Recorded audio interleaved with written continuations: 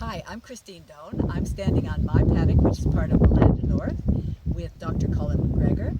And Colin and I have been doing a Christine and Colin show where we ask each other interview questions. It's Colin's turn. Go for it, Colin. Ask me a question. Delighted to.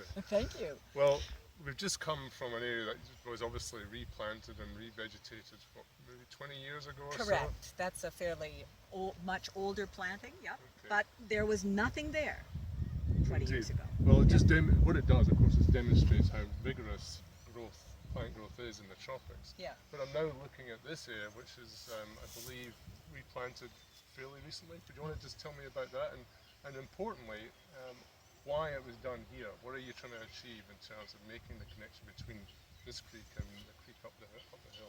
Colin, we had a multiple bottom line plan for this planting. So this is a corridor. We don't call it a corridor. It's a link between the North Johnson and Clemens and Creek, which you can see in the background. Clemens and Creek I revegetated in 1991, 1992. And it looks like an established rainforest now. You wouldn't pick the difference. Of course, the revegetation there was about the riparian zone, about improving Clemens and Creek water quality and stream quality, which it totally has. It was just a mess before that. But this planting has different reasons for existing. One is to make a link from that set of rainforest up to that set of rainforest so that tree kangaroos that are pushed out of their habitat and have no territory anymore don't have to do 300 meters bumbling across a paddock. Tree kangaroos are very clumsy. They hop like me. Boom, boom, boom. And they're just prey to every dog or every predator. They hate not having a place to hide.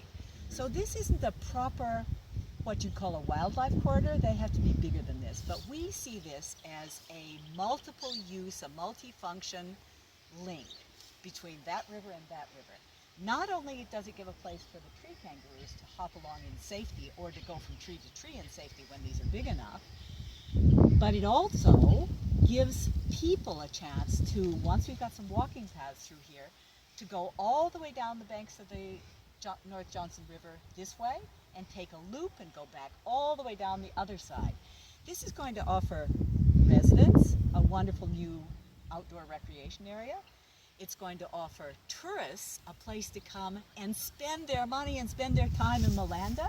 And it's going to offer all of us a way of really realizing the value of rainforests, of riparian zone revegetation, of even small additions that aren't strict conservation zones, preservation zones, that the interface between humans and animals and plants can actually bring something to all of us that you don't get anywhere else. It needs to be near a small town. It needs to be walkable. It needs to be accessible. How else do we get people to love what we love? Indeed. Indeed. Thanks, Colin. Christine.